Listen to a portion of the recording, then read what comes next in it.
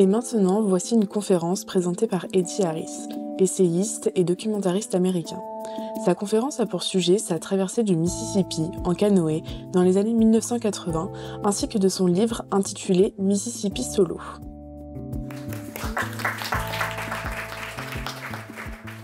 Je pense qu'il a tout dit, donc je peux partir. Je ne suis pas un conférencier, donc je n'ai aucune idée de ce que je vais faire maintenant, sauf de dire que j'ai fait un voyage le long du Mississippi, 2 fois, en canoë, et basta, c'est tout.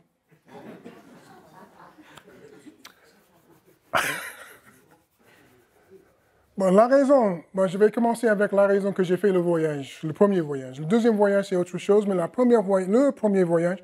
Et en plus, mon français est absolument nul. Donc, si vous ne me comprenez pas, il faut faire signe et je vais parler en anglais. Le premier voyage, c'était fait parce que j'étais dans une période très basse dans ma vie et je voulais me suicider.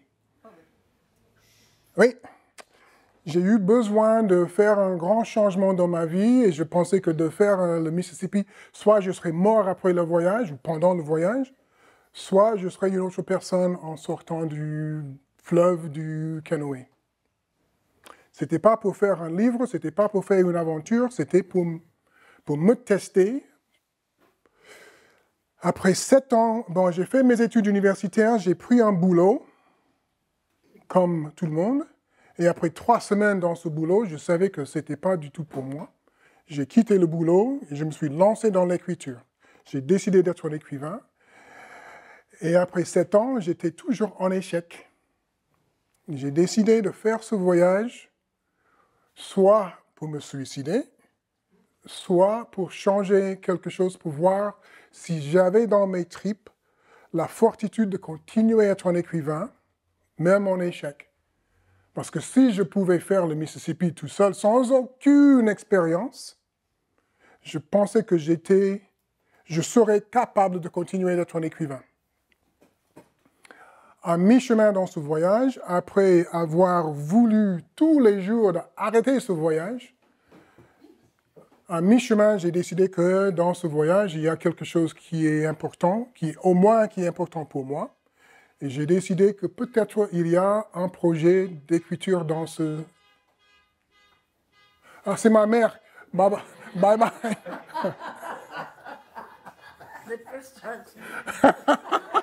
Sauvé. À mi-chemin de ce voyage, je pensais qu'il y a quelque chose qui se passe très important pour moi personnellement. Et j'ai décidé que peut-être à la fin de ce voyage, si je ne suis pas mort, il y aurait peut-être un livre. J'ai réussi le voyage, j'ai fait le livre. Le livre a été publié après beaucoup de...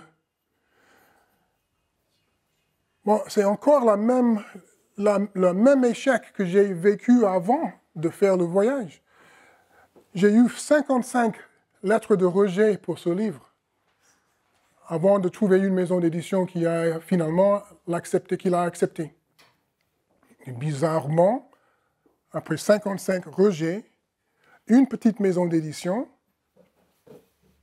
il a été un petit succès, même un grand succès, parce qu'après maintenant presque 40 ans de vie, le livre est toujours publié aux États-Unis, publié en italien, publié en anglais, Angleterre, en français, aux Pays-Bas, en allemand. Donc c'était une bonne chose que j'avais fait ce petit voyage qui a finalement changé ma vie sans le suicide. C'était une bonne chose. Le deuxième voyage que j'ai fait un film documentaire, et si vous voulez voir quelques extraits, je peux montrer sur cet écran. Le deuxième voyage, c'était autre chose complètement. 30 ans après, j'ai décidé de refaire le Mississippi. En fait, le deuxième voyage n'était pas mon idée. C'était l'idée d'un ami un peu fou, un écrivain aussi, avec qui je déjeunais à Montpellier, et après 2 ou 3 bouteilles de vin, il m'a proposé de refaire le Mississippi. Après la prochaine bouteille de vin, je me suis dit, bah, ce n'est pas une mauvaise idée. En fait, c'était une idée absolument folle et je lui dis que c'était l'idée la plus stupide que j'ai jamais entendue, même plus stupide que le premier voyage.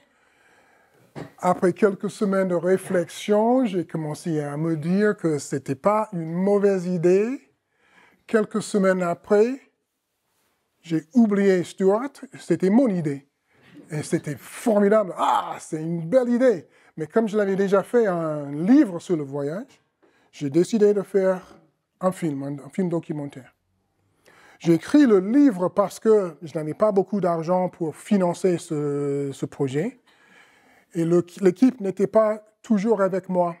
Il y avait des moments très importants dans le voyage qui n'étaient pas dans le film, mais j'ai décidé d'écrire le livre pour inclure les trucs qui se sont passés sans la présence de l'équipe. Premier voyage pour me découvrir. Qui suis-je, cette personne? Qui est la personne avec qui je vais faire le voyage de ma vie, qui est dans le canoë avec moi? Est-ce que j'aime cette personne? Est-ce que je suis capable de continuer ce voyage avec cette personne? Est-ce que j'aurais capable de faire des choses comme ce voyage sans expérience? Je n'étais ni canoïste, ni campeur, ni une personne qui profitait beaucoup de la nature. Après ce voyage, je suis devenu tout ça. Je suis un expert en... Non, je ne suis pas expert en canoë. Parce que le deuxième voyage, c'était même pire que le premier. Mais j'aime beaucoup la nature, que je n'étais pas dans mes gènes avant ce voyage. Je suis un garçon de ville. J'aime l'asphalte. Et là, j'ai appris à apprendre à connaître et d'apprécier la nature. Donc, le premier voyage, c'était pour me découvrir. Le deuxième voyage, en fait, c'était de découvrir le pays. Après 8 ans de présidence d'Obama, je voulais savoir si le pays avait changé et dans quel sens. J'ai vu sur l'horizon le spectre d'un homme, pas forcément Trump, mais quelqu'un comme Trump, après l'échec, dans mon opinion, l'échec de la présidence d'Obama. Je voulais savoir dans quelle direction allait le pays. Je voulais savoir si l'accueil que j'ai eu pendant le premier voyage, est-ce que j'aurai le même accueil dans le deuxième voyage aussi? Pour voir si dans cette tranche du pays qu'on appelle Trump Country, est-ce que les gens vont me recevoir, un homme noir, dans un canoë, isolé, seul, vulnérable, avec la même gentillesse, générosité que j'ai eue dans le premier voyage? Et finalement, j'ai vu que le pays est un pays magnifique. Les gens sont sympas. Les gens ne vivent pas leur politique. Un individu face à un autre individu, les gens sont plus ou moins, pas seulement sympas, mais plus que sympas. Et ça, c'était la leçon du deuxième voyage que j'ai appris dans le premier voyage aussi. Les gens en Amérique sont ouverts, ils sont généreux, ils sont formidables avec les gens qui sont face à eux, même dans cette tranche de pays qu'on appelle Trump Country, même les Trumpistes. Ça, c'est les deux voyages. Et voilà, basta.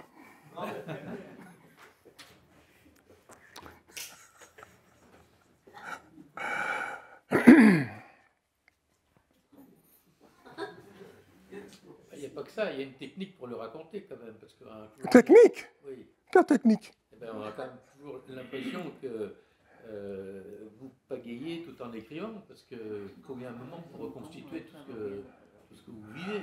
Ah ouais, premièrement, comme je n'ai pas fait ce voyage pour faire un livre, ce n'était pas du tout dans ma tête de faire des notes, de faire autre chose, sauf de pagayer. Ouais, mais c'est bien raconté que c'est quand même reconstitué d'une certaine manière. Il faut l'enregistrer. Avant de venir vivre en Charente, je ne buvais pas beaucoup de cognac. Et j'avais une bonne mémoire. Donc, je n'avais pas besoin de prendre des notes. C'était facile de me retrouver dans le voyage quand j'ai eu l'occasion de commencer à écrire. Mais maintenant, je bois beaucoup de cognac, beaucoup de vin de Bordelais, beaucoup de vin de même dans d'autres régions de ce maudit pays. Et je n'ai pas de mémoire. Je ne sais pas ce que j'ai fait hier. Mais pendant ce voyage, tout était devant moi. Je n'avais pas besoin de prendre... Finalement, quand j'ai décidé de faire ce livre, j'ai pris des notes, oui. Mais avant, c'était tellement vivante que je n'avais pas besoin d'avoir des notes.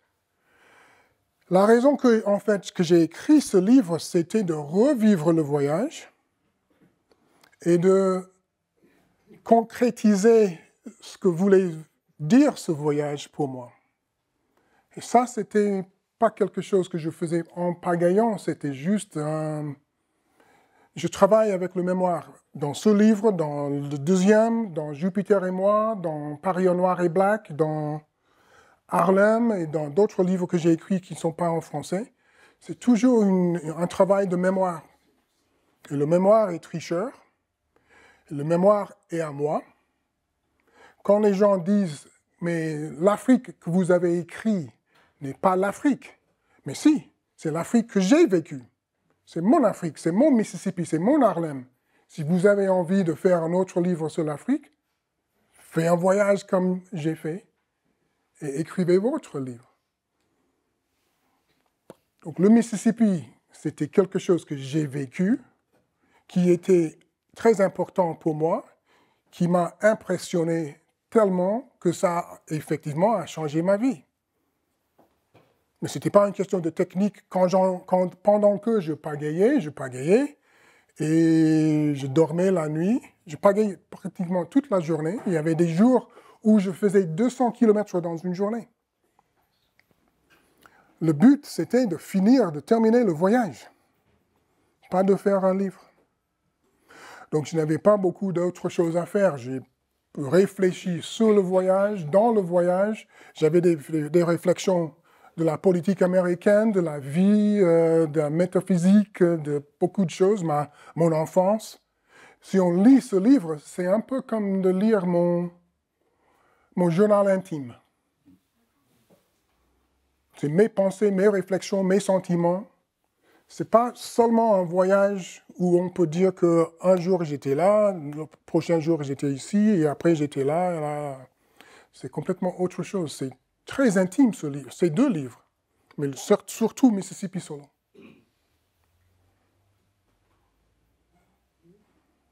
Combien de temps ont duré les deux voyages? Le premier, 2 mois, et le deuxième, 4 mois. Et 4 mois parce que j'étais avec une équipe de tournage et il fallait arrêter de temps en temps d'être filmé, de parler avec des gens, etc. Mais quand j'étais dans le canoë pour le premier voyage, j'étais tout seul, sauf pour une journée de malédiction avec mon frère, qui a décidé, une fois que je suis arrivé à Saint-Louis, tous les gens qui, auparavant, ont dit que c'était un voyage de fou, maintenant, ils disent « Ah, c'était un voyage de rêve ». Mon frère inclus, et là, il voulait venir avec moi. C'était mon grand frère qui m'a beaucoup aidé dans ma vie de faire beaucoup de choses. Le premier voyage que j'ai fait en Europe, financé par mon frère. Beaucoup d'autres choses. Quand j'ai eu besoin d'argent, c'est lui qui allait à mon père pour demander l'argent pour moi. Je ne pouvais pas dire non quand il a demandé de venir avec moi. Heureusement, il n'était pas du tout capable de faire ce voyage. Et après quelques heures dans le canoë, basta, j'abandonne, c'est ton truc, tu me laisses tranquille, me laisse ici, je vais appeler ma mère, je vais rentrer chez moi, basta, bye bye. Qu'est-ce que j'étais soulagé. Je lui ai demandé, t'es sûr? Et dans ma tête, c'était... Mais le reste du temps, pour les 2 mois, j'étais tout seul. Et c'était magnifique, cette solitude. C'est une solitude qui est difficile à voir maintenant. Parce que cet après-midi, au restaurant, on a posé quelques questions auxquelles on n'avait pas une réponse. Tout de suite, on sort un smartphone et on cherche et on trouve la réponse. Quand je fais des interventions dans les lycées, je parle de cette impossibilité d'être seul, souvent. Parce que quand on est seul, quand on est ennuyé, l'ennui, en fait, provoque la création. Ça provoque l'imagination. Et quand on n'a pas cette isolation, cette solitude, on est toujours bombardé par les influences de l'extérieur. On est toujours occupé. Ces 2 mois où j'étais tout seul, comme le voyage finalement était pour me découvrir, j'avais 2 mois pour savoir qui j'étais, qu'est-ce qui était dans ma tête, qu'est-ce qui était dans mon cœur, comment je serais avant les étrangers que je croisais. Parce que d'habitude, je suis très timide. De croiser les gens et de faire une conversation avec des inconnus, avec des étrangers, ce n'est pas vraiment qui je suis. Je suis une personne qui est très privée, je préfère d'être seul. Vous passez à Angoulême, pas Angoulême, mais vous passez mon village à Pranzac, vous allez voir que mes volets sont fermés. J'habite dans une cave, une grotte. La solitude, c'est en fait, Le Monde a écrit un article il y a 2 ans qui s'appelle « La solitude, c'est moi ». Et ça, c'est moi. Donc j'ai appris en fait d'aller vers l'autre dans ce voyage. C'était un voyage pour découvrir pas seulement qui je suis, mais comment être dans le monde d'une autre façon qui était mon zone de confort. Et dans le deuxième voyage, quand j'ai croisé, je peux montrer une petite scène avec des jeunes qui sont venus me chercher dans leur canoë. Une chose duquel j'ai parlé, de laquelle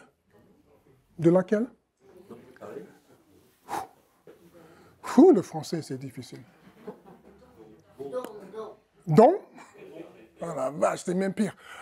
Une chose dont j'ai parlé avec eux, c'était de sortir de cette zone de confort pour voir comment tu peux être, les opportunités, les occasions qui ouvrent devant soi si on sort de cette zone de confort pour vivre autre chose. Et ça, c'était la sortie de ma zone de confort quand je faisais ce voyage. 2 mois de solitude, c'était 2 mois de réflexion, en fait, c'était parfait. Pardon, pourquoi le Mississippi et pourquoi le canot?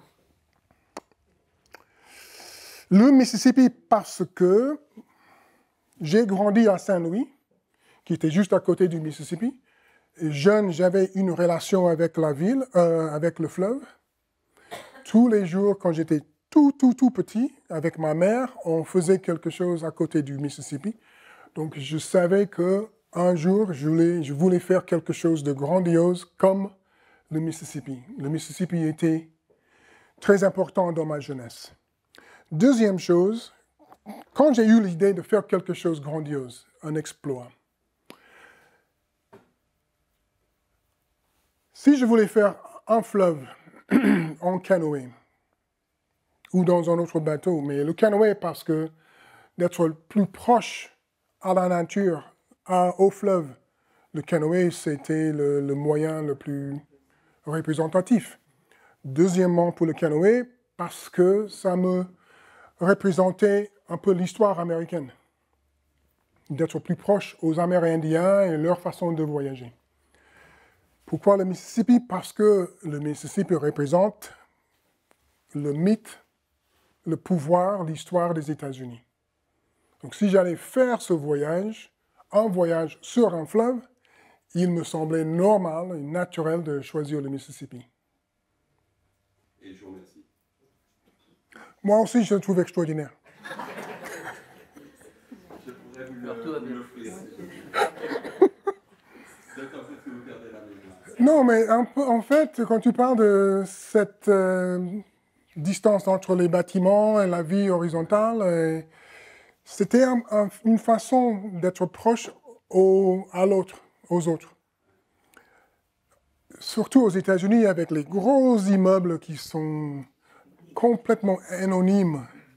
Si tu as un problème avec quelqu'un qui habite sur le 4e ou le 14e ou le 42e étage, comment tu peux confronter cette personne? Et je pense que ça ajoute à cette violence dans la société américaine. Il n'y a pas une façon de confronter quelqu'un avec qui tu as le problème. Donc tu as le problème avec la société. Quand on est dans le canoë, tu es exposé. Tu as cette facilité ou les réflexions de voir les personnes devant et je pense que ça change la manière de voir le monde. En tout cas, c'était le cas pour moi. Et après le voyage sur le Mississippi, le premier voyage, j'ai fait un voyage en Afrique en faisant la même chose. J'ai effectivement marché de Tunisie jusqu'à l'Afrique du Sud en faisant les mêmes sortes de rencontres avec les inconnus. J'ai passé quelqu'un, j'ai parlé avec quelqu'un, j'ai été invité chez quelqu'un et c'était formidable. Ce sont les voyages qui changent une façon de voir le monde.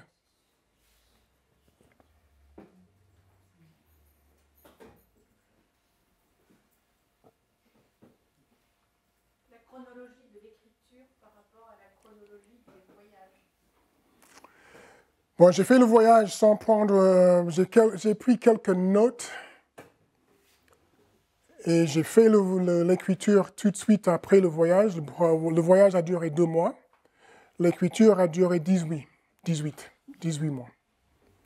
Et j'ai écrit pratiquement tout de suite après le voyage. J'ai terminé le voyage en décembre 85 et début 88. Je pense début 88, j'avais terminé le texte. Et quelle est la version originale? Américain ou français? Ou américain, oui. Et les éditions françaises? L'édition française est venue en 2020. Donc 30 ans après le voyage ou 35 après le voyage. Et même après le deuxième voyage. La publication en français du premier voyage est postérieure à celle Beaucoup. du deuxième. Oui, oui. Mais en fait, mon éditeur ne voulait pas publier le Mississippi Solo. Elle a publié Mississippi Solo après avoir publié plusieurs d'autres livres, parce qu'il y avait une autre maison d'édition qui exprimait un intérêt dans le livre. Donc elle a été incitée de publier le livre au lieu de me perdre. Et une fois elle a publié le premier, elle a décidé de publier le deuxième aussi.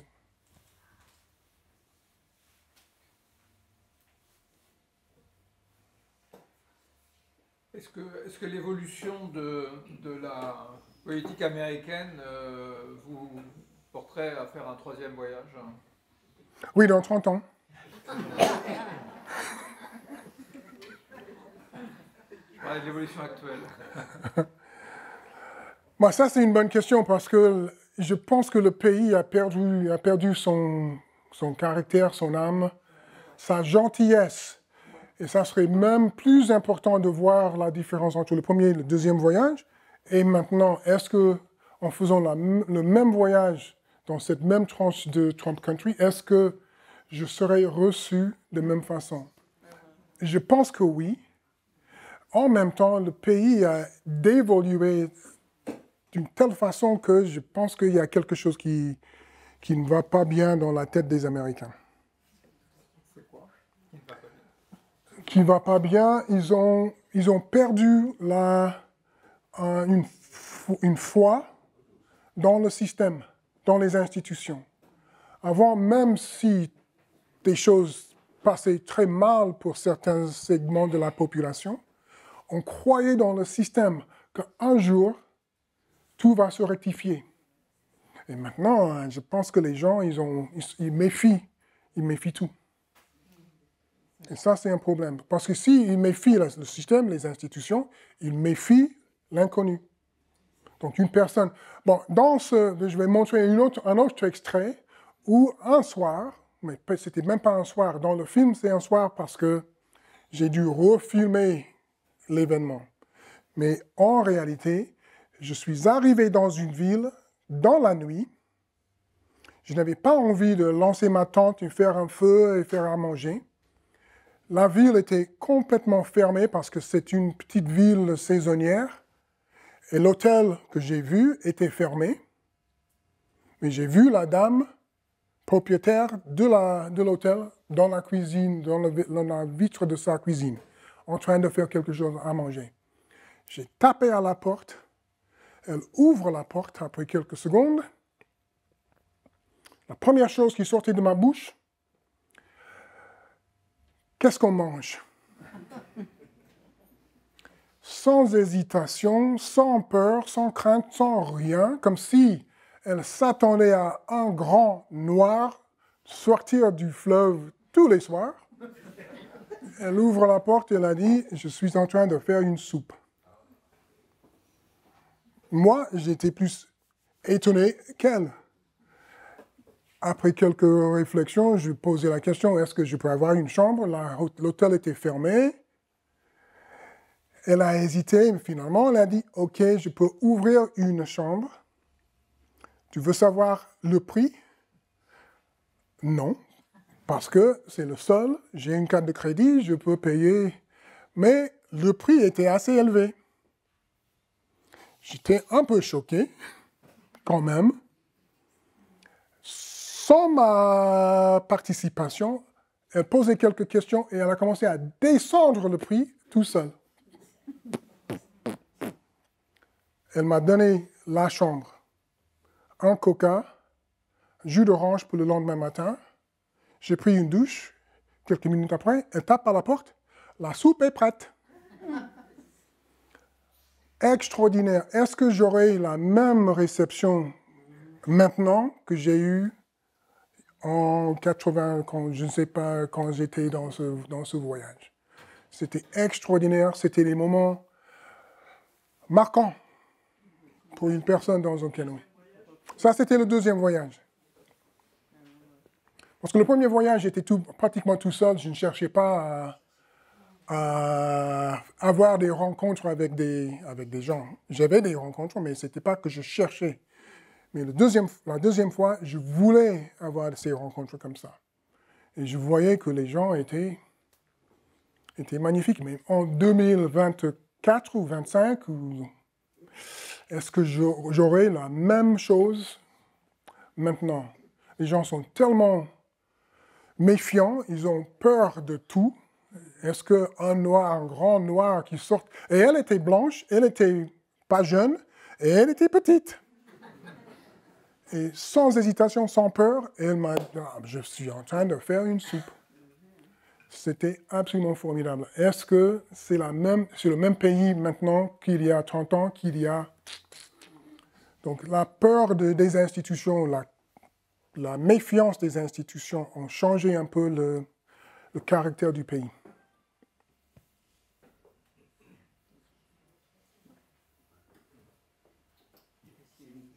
Si vous aviez à choisir entre l'écriture et les voyages, qu'est-ce que vous choisiriez? Moi, je suis un voyageur accro. Donc, je prendrai le voyage physique. Et l'écriture, c'est un voyage aussi. C'est un voyage aussi. La raison que j'ai écrit les voyages... Je voyage en permanence. Quelqu'un m'a demandé cet après-midi combien de temps je passe dans ma maison à Pronzac. L'année dernière, si j'ai passé 6 semaines, en gros, mais tout accumulé, chez moi, c'était beaucoup. Je pensais que c'était même pas 6 semaines. Je voyage. Souvent, c'est des voyages très importants et j'écris quelque chose après. Et souvent, c'est juste parce que j'ai la bougeotte et je ne peux pas faire autre chose. Donc, si j'avais le choix entre un voyage et l'écriture, si le voyage me paye un peu, je prendrais le voyage. Et même quand le voyage ne paye pas, je voyage. Je suis addict. Ah, c'est bizarre parce que vous dites j'aime la solitude et le voyage c'est aller vers les autres. Oui, c'est bizarre. Je suis schizo. Ça c'est une réflexion. Non, mais c'est une véritude. Oui, une vérité.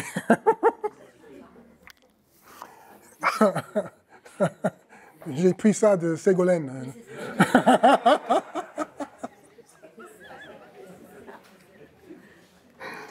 Oui, c'est une vérité. C'est une paradoxe.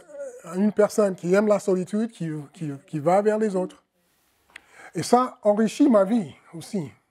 J'aime bien être tout seul. En même temps, je vois combien je gagne quand je suis avec des autres en même temps.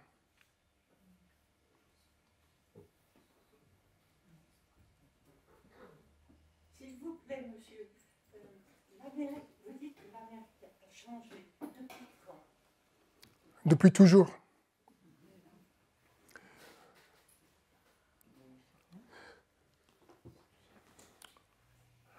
Comme tous les pays, le monde change. C'est inévitable. Le problème ou la question, quand est-ce que les États-Unis ont commencé à changer, c'est dans quelle direction? Jusqu'à la présidence de Trump, et un peu avant, c'est un backlash de la présidence d'Obama. Je pense que le pays avançait, et peut-être pas dans la tête de tout le monde, mais dans ma tête, le pays avançait dans une direction que je voulais.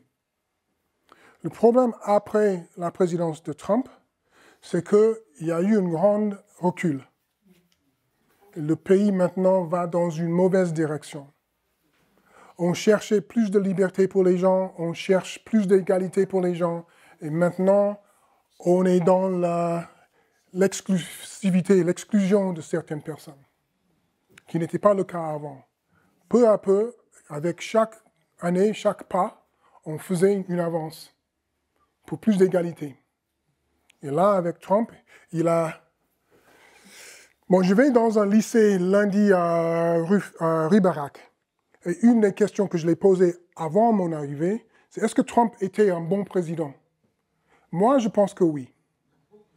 Oui, il était le pire des présidents, global, mais je pense qu'il a dévoilé quelque chose qui était sous la surface de l'Amérique.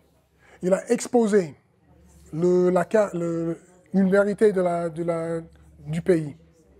Et je pense qu'une fois on a un temps de réflexion, s'il n'est pas réélu, parce que s'il est réélu, ça pose un grand problème. Mais sinon, je pense qu'on aurait le temps de réfléchir le dégât qu'il a créé.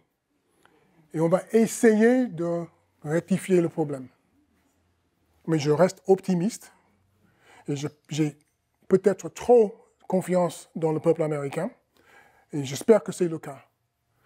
Donc, grâce à ou à cause de Trump, on va voir tout ce qui est malheur, tout ce qui est mal, tout ce qui va mal dans le pays, et on va essayer de rectifier. J'espère.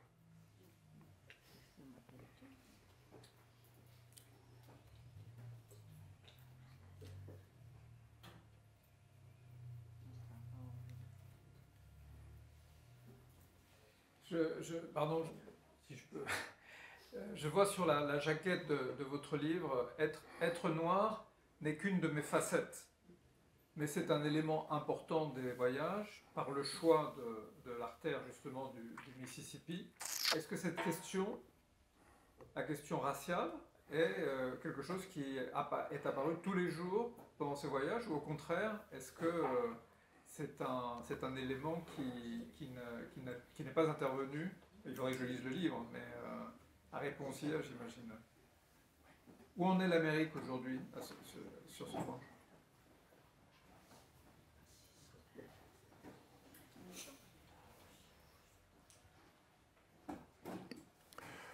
Quand je dis que c'est une de mes facettes, ça en fait sous-entend que c'est pour moi, ce n'est pas important que je suis noir. Donc, je ne réfléchis pas, sauf quand j'écris. Mais dans ma vie personnelle, je suis noir comme je suis grand, comme je suis chauve, comme je suis toute autre chose.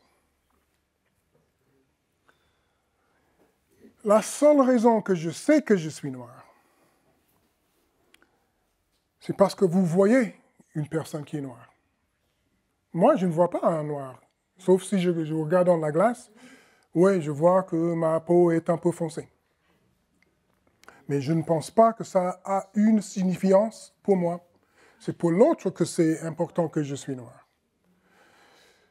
Et ce qui est important pour moi, c'est comment je réagis à la réaction des autres qui me voient. Est-ce que je peux, en disant que est-ce que je porte cette négritude sur moi tous les jours? Est-ce que ça me questionne tous les jours? La réponse est non. Dans ce livre, il y a un épisode où j'étais confronté par 2 mecs armés qui m'ont menacé. Dans le livre, je dis qu'ils étaient racistes. Je ne suis pas du tout sûr qu'ils étaient racistes. Mon ami Brian a lu le livre après. Il m'a demandé, comment tu savais qu'ils étaient racistes?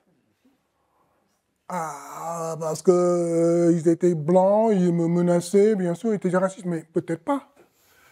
Et depuis, je refuse de poser cette question, est-ce que toute réaction contre ou pour moi est une réaction de race? Parce que si je questionne toute réaction négative, logiquement, il faut poser la question, est-ce que cette personne est gentille parce que je suis noir?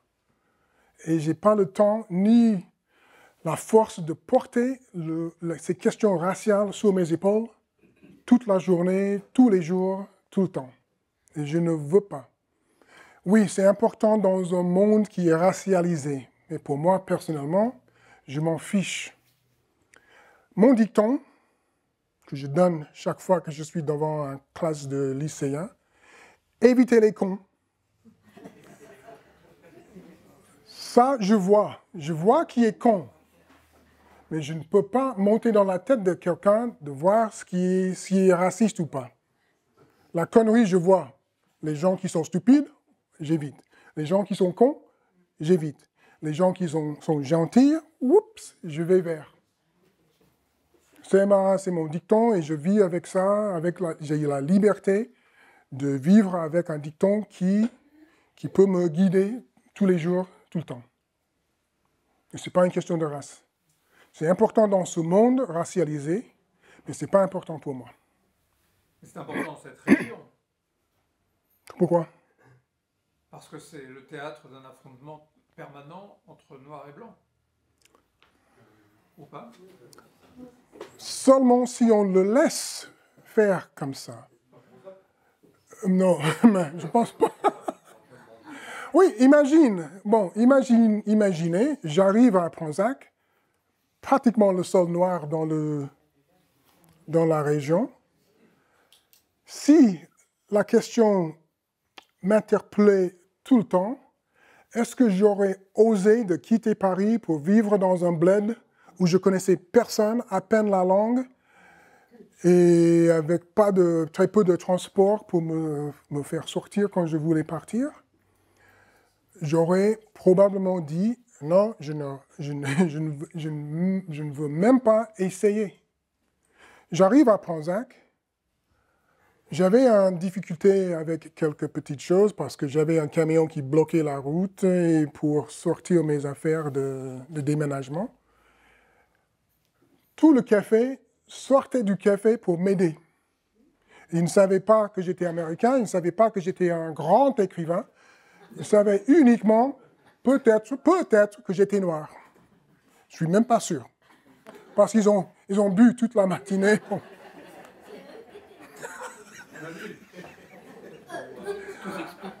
Et ça, c'était la réaction que j'ai eue depuis le début dans ce village. Ce n'est pas une question, même si il y avait une personne qui m'appelait le Suédois. Souvent, il y a une réflexion du fait que je suis l'Américain dans le village ou le Noir dans le village, mais ce que je ressens, la raison que je suis dans ce village si longtemps, parce que je suis venu pour 6 mois. Et après 15 ans, je suis toujours là. C'est parce que j'ai été adopté par ce village comme si j'étais le fils prodigue. Donc la question de race n'arrive jamais dans une conversation. Qu'est-ce que vous faites ici, monsieur Lenoir? Mais qu'est-ce que tu fais là, monsieur Harris? Mais jamais une question de couleur. Enfin, je ne parlais pas de Prozac. Oui, je sais, mais non, mais il y a une autre personne qui a évoqué le... Oui, mais c'est le confrontement aux États-Unis, toujours noir-blanc. Trump a fait un discours hier ou avant-hier qui inclut finalement les Asiatiques et les Hispaniques. Ben, normalement, le discours est les Noirs et les Blancs. C'est constant aux États-Unis. Si j'étais, il y a une blague. Qu'est-ce qu'on appelle un Noir avec $1 million? Un nègre. L'argent, statut, rien ne change le fait qu'on est noir et on est noir et on est noir. Et ce n'est pas la raison que j'ai quitté les États-Unis. Mais finalement, quand je regarde les États-Unis, qu'est-ce que je suis content en France, surtout dans ce petit village, où je ne pose pas la question « est-ce que je suis noir ou pas ?» Je suis dans le village Eddie Harris et ils acceptent. Je vis cette vie aux États-Unis, en France, en Italie, à Budapest, n'importe où, comme si je suis le maître du monde et je suis normalement reçu assez bien. Non, même très bien. Peut-être que c'est une question d'attitude, je ne sais pas. Mais ce n'est pas vous qui vous posez la question, ce sont les autres. Oui, mais même s'ils posent la question, c'est une réflexion sur moi. Et c'est une question, comment je vais réagir avec la question devant la personne qui a posé la question. Il faut que je vive, il faut que je vive ma vie, tout simplement, le mieux que possible. Et je ne voulais pas, à la fin de Harlem, je crois, à la fin de Harlem, je dis que aux États-Unis, non, en France, je suis un écrivain noir, un Américain noir, un quelque chose noir. Aux États-Unis, je suis noir. Ça fait une grande différence. Et en Afrique, vous êtes américain. En Afrique, j'étais... non, pas forcément américain. En Afrique, j'étais parfois américain, mais parfois pas d'ici. Ils voyaient un noir qui n'était pas de cette partie du pays. Peut-être il est nigérien, peut-être il est centrafricain, mais il n'est pas d'ici. Et ça a changé les choses aussi. Mais la question de race n'est pas... La question de racisme n'est pas seulement une question de couleur de peau. On peut être raciste, peu importe. En Irlande du Nord, les gens sont racistes, cathos contre protestants. Ils ressemblent complètement, mais le racisme est là. C'est une question de domination. Et si j'ai la capacité de ne vivre pas dans ce racisme, c'est parce que je refuse d'être dominé. J'ai construit une vie qui est une vie peut-être pas ordinaire, mais qui n'est pas susceptible à la domination d'une autre personne. J'ai pas un boulot, j'ai pas... Même mes propriétaires, ils sont tellement gentils quand je suis en retard avec le loyer, apparemment ils s'en fichent. Donc c'est incroyable. Donc la domination, je ne subis pas cette domination qui est possible dans ce monde. Pour le premier voyage, vous l'avez préparé quand même. Nullement. Non. Mais dans la tête. Même pas. Quand j'ai eu l'idée du premier voyage, j'habitais en Delaware, dans l'État de Delaware, de côte Est. J'avais l'idée, après un voyage à Saint-Louis pour rendre visite à mes parents, en retournant à la maison à Delaware, j'ai traversé un fleuve en Pennsylvanie et je me suis dit, poing, il faut que je fasse le Mississippi maintenant. J'ai fermé la maison en Delaware, j'ai dit à monsieur propriétaire que j'allais partir. Je suis parti. De ce moment-là, jusqu'au voyage, j'étais occupé en essayant de convaincre des amis de venir avec moi. Personne. J'ai essayé de trouver un sac de couchage parce que je n'avais pas, une toile de tente que je n'avais pas, un canoë que je n'avais pas, tout ce que je n'avais pas. La préparation, c'était que ça, chercher le matériel. Une fois que j'avais le matos pour partir, le jour où j'ai procuré le canoë, je suis parti le jour après. Heureusement, j'avais une amie qui travaillait dans un foyer et ils ont eu des canoës. Donc j'ai emprunté le canoë de ce foyer. Elle avait quelques jours de disponibilité. Elle m'a monté à Minnesota avec le canoë sur la voiture. Et elle m'a laissé tranquille après. Pas de préparation. J'ai emprunté $75 de mon frère, encore mon frère. Et c'était les seules préparations que j'ai faites. C'était juste de chercher, accumuler les nécessaires pour faire le voyage, et j'ai fait le voyage. Qui explique pourquoi j'ai fait ce maudit voyage en octobre. J'ai commencé ce voyage en Minnesota, à côté de la frontière canadienne, et déjà, il a neigé. Il faisait froid.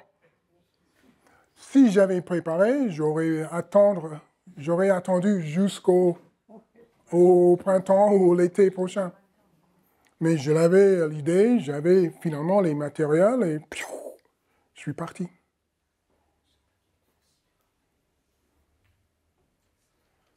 Pensant aussi que le Mississippi, faire du canoë, c'est pas difficile. J'avais tort.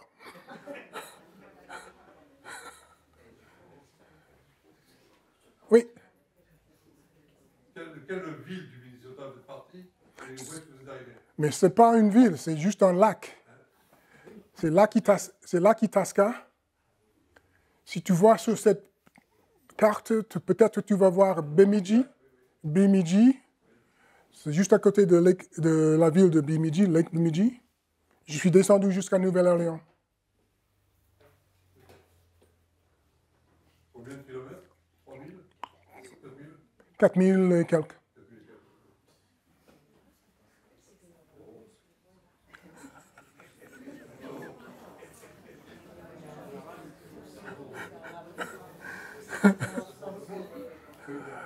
Pour montrer à quel point ce fleuve est grandiose, 4000 km, il touche 10 États et il draine 2/3 du pays, plus 33 États, plus 2 provinces canadiennes.